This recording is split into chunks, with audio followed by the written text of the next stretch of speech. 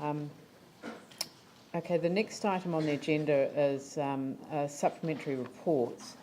The resolution to include supplementary reports. I know that some colleagues are not happy with some of them or all of them, so I intend to take them separately.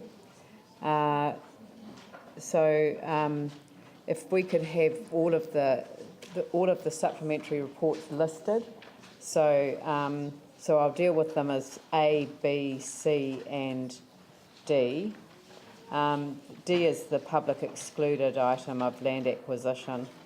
So the first one is, and I'll move it, and I was looking to Vicky Buck to second it, but she's left the room, so does anyone want to support the supplementary reports? Ellie Jones to second. So A is Clause 20, Stormwater and Flood Protection Update. B is report of the chairperson of the Earthquake Recovery Committee of the whole meeting regarding the Trans-Pacific Partnership Agreement. C is Clause 32, engaging with the community on the matters raised in the Cameron Partners report. And Clause 33 is public excluded land acquisition. So I'll deal with them separately. So that's moved Dalzell, the Mayor, seconded Ellie Jones, Councillor Jones. We'll take each of them moved, so you can put moved and seconded up the top. So it'll be for all of them. So but I'll take each one of them separately. And okay, so I'll start off with Clause 20. Is there any comment about Clause 20? David? Yeah, I'm going to comment about Clause 20 and the other supplementary reports as well. Look, we've gone through several meetings in the last few months, and on every occasion we've had a supplementary report that generally arrives the night before or the day of the meeting. I think it's totally unacceptable, and I even look on today's agenda where we have item 19, which has been withdrawn, and it smacks to me of staff just making a provision in the agenda for something that they can... No, that was me that withdrew it, so please don't blame staff. Well, I mean, it wasn't. Maybe it wasn't available either. Well, no, it was. It was. It wasn't. It wasn't. It wasn't what. It wasn't what. It wasn't in a. The staff and I agreed that it was not in a position to bring to council.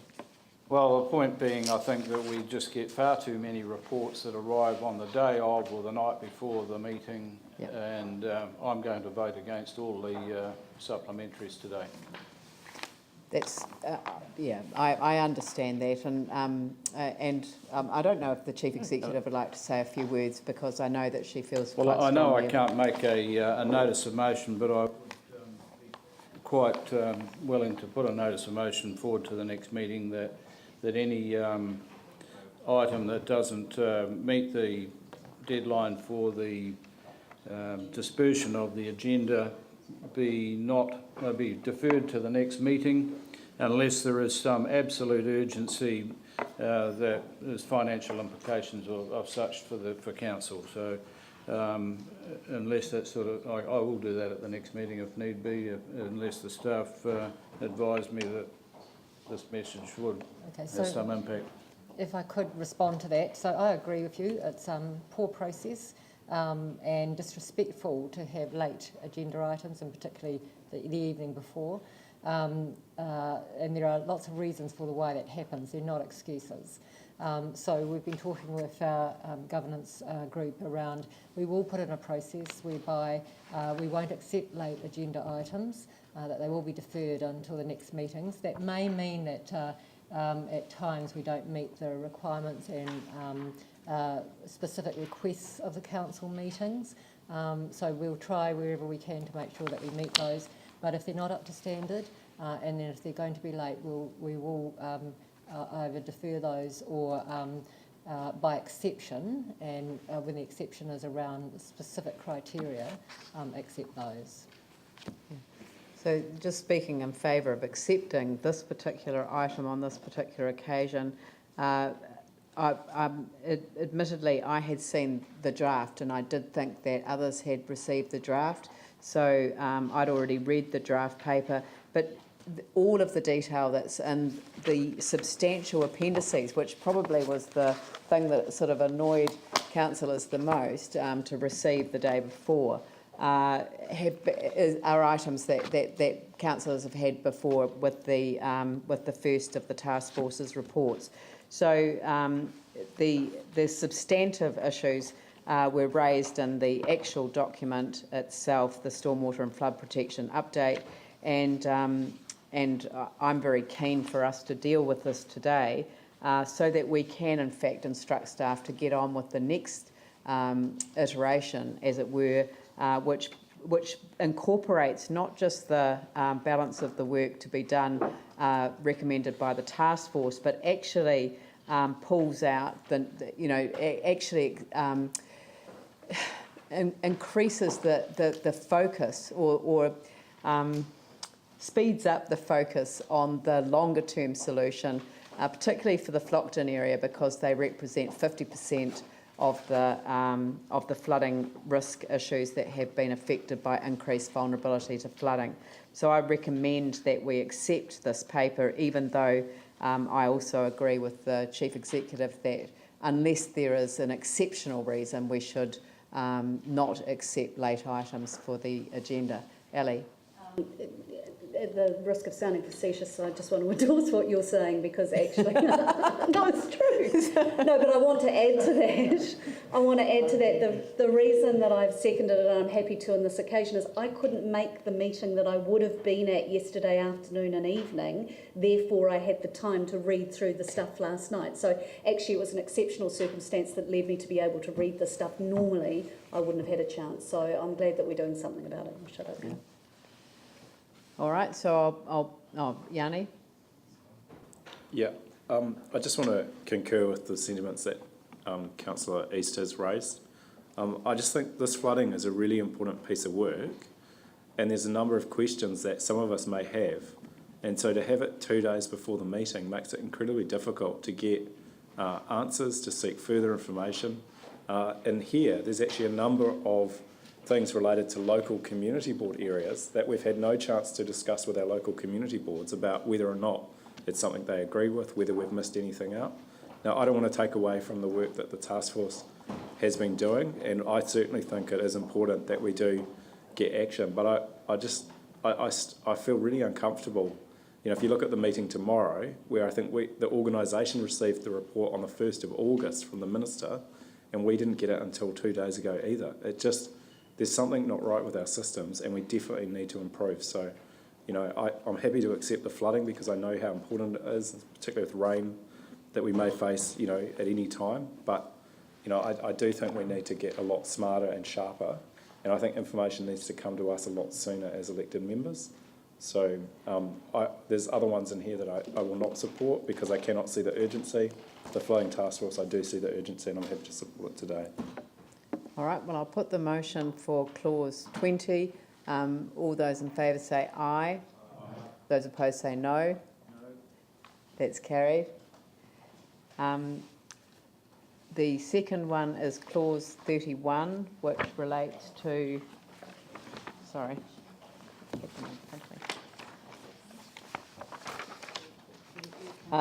the report of the chairperson of the Earthquake Recovery Committee of the Whole regarding the Trans-Pacific Partnership Agreement. I would like to accept responsibility for this one being late. When I asked for the matter to be dealt with at the council meeting, I actually thought that I was referring it to the council meeting that the URCAR agenda would be on, you know, the URCAR minutes would be on. And so I made the mistake of saying the next council meeting, so it was written up as the 7th of August. So it was completely my mistake. I thought that, I forgot that the first council meeting of the month was the community board one. So I made a mistake. So if councillors would just accept that the only way that the council's resolution could be resolved was by a special report of the chairperson regarding the Trans-Pacific Partnership Agreement. It's a half-page letter from Local Government New Zealand about what their position is, which is all we asked to be referred here. It is exactly the same report that went to the URCA meeting, and it gave an opportunity for the proponents of the original resolution to present at a deputation, which they couldn't do at the URCA meeting. So if people would accept the addition of clause 31 on that basis, then I'd be very grateful. So I'll put that motion. All those in favour say aye. Those opposed say no. It's carried. And clause 32, engaging with the community on the matters raised in the Cameron Partners report. There are a number of amendments which we are going to make to that to address some of the concerns that have been raised. The intention of this was simply to officially receive the Cameron Partners report as we have had a public release of it, and request that we get a briefing on different options for releasing capital and from CCHL, yes, and requesting staff to prepare information for the purpose of engaging with the community on issues. I've already announced that we commenced the engagement process on the 4th of September. This was simply to formally receive the report and to request staff to get on with developing that engagement plan. But I understand that people have a different view on the detail of it. There are some amendments that I'll make to the recommendations when we get to them. But Yanni. Thank you.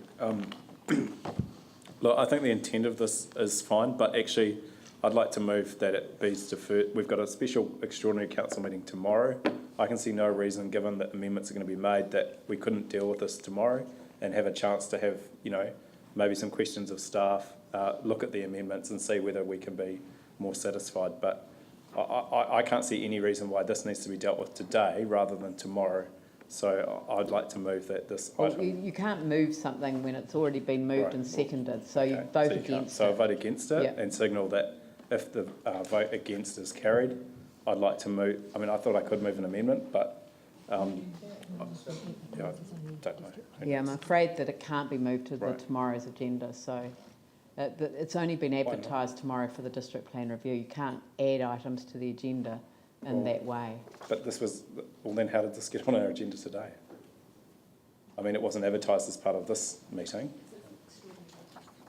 The meeting tomorrow is an extraordinary meeting and it's been advertised for a single purpose. Today's meeting is a general council meeting. So the business of the council can be carried out as according to that. So my understanding of the Local Government Act, and I appreciate the staff advice, is that you can actually add things, and I don't quite know with extraordinary meetings. That just seems odd, but okay, well, I'm happy to vote against this today. I think that we need time to actually go with amendments. I can see no urgency for this, and I'm not happy to receive it at such short notice. Andrew? Yeah, I spent the whole day yesterday in Akaroa on Banks Peninsula, was out of mobile coverage for at least 3 or 3.5 hours of the day. Saw this for the first time when I got home yesterday evening after 7 o'clock. It's the sort of thing that naturally I would have wanted to discuss possibly at length with colleagues, and certainly don't feel that I've had the opportunity to do that. Again, I see the intent in what's been put forward, and I see the value in getting things done. But on this one in particular, I think there's a need for more time to perhaps ask questions, discuss with colleagues and so on before we can consider it today. So unfortunately, I concur with Councillor Johansson. I'll be voting against receiving this one. Rev? Have my one speech of the day. I don't see any problem with this. It's very technical. We've had the report. We've communicated to the public what we're planning to do, and all we're doing is actually asking CCHL to get on with their advice and come back to us so that we can actually have a public conversation in full. For those who think they haven't had enough time to consider this, we've been looking at the Cameron report for 6 months, and we have had numerous briefings, and I can't see why people want to hold it up any further. Jamie? Yeah, just briefly on that one, out of all people, I've been out of action with being on leave for the last couple of weeks. The reason why I'm comfortable with this now coming back is that it's nothing earth-shattering for us. We've been going through the Cameron Partners process for so long. It's ingrained in me. So this is really just saying we're progressing what we said that we would progress. There's nothing earth-shattering there. There's not a heck of a lot that needs to go into it. So I see it more of a formality than anything else. So I am comfortable with that, and I've had probably as little time as anyone.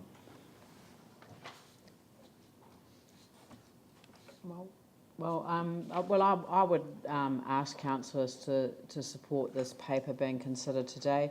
All it does is receive the Cameron Partners report, essentially, which is the one report that we haven't officially received yet. Although we've publicly launched it, I made a statement to the people of Christchurch with the full support of council.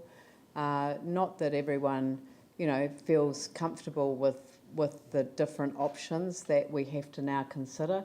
We haven't made a firm decision about which path we're going down, and in fact, my view is that the sooner we can engage with the general public with these issues, because they're challenging issues. And I think that people have actually really appreciated the fact that we've been really open about our financial situation. We haven't tried to hide anything. We're not trying to, pretend that we're in an easy situation. And the feedback that I've had from people, and this is from the community and from the business sector, so it's not a either or, is that people have actually really appreciated the fact that we're treating them with a degree of respect that I think they felt they haven't had before. So, but as I say, it isn't a requirement for us to do this. We don't have to sign off on this in order to proceed with what is a preliminary engagement.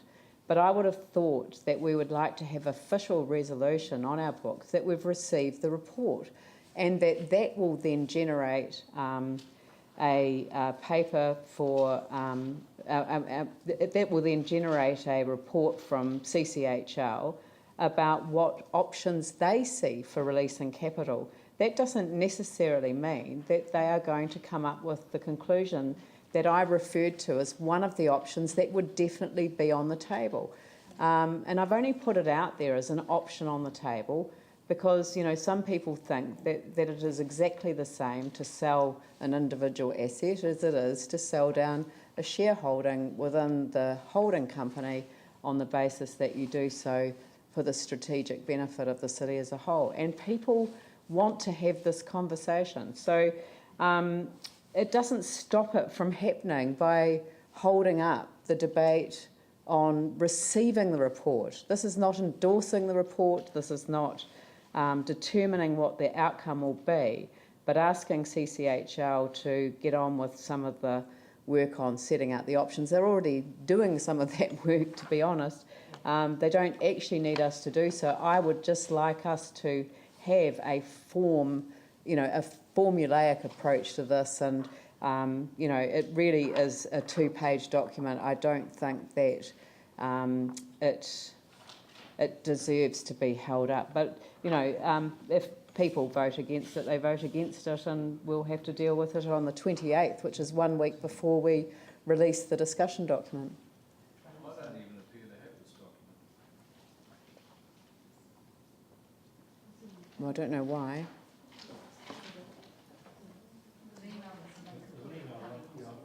Well, I've just trawled through all my emails and I can't find anything. Ellie? Can I just make a comment too, related to what you've just said and looking at what the document, Leanne, or rather the recommendation says? It makes clear that it's recommended the council receive the Cameron Partners report. I do wonder whether there is a little bit of unease maybe at what follows that. Yeah, which is why they're going to be changed, but I can't change them before I can't change them. No, that's fine. That's unless good. We're going to debate them. Yeah, but so I want to maybe if I tell people what I intend to do. Let's do that. I intend to remove the reference to up to 400 million. I intend to change the reference in 4.3 from Cameron Partners report to financial challenges the council faces. And I intend to change 4.5 so that it reads, request that the outcome of that engagement be used to inform the development of the draft 2015-25 long-term plan. So, so I think we'll just go straight to a vote on the voting thing. So all those in favour press yes, all those opposed press no.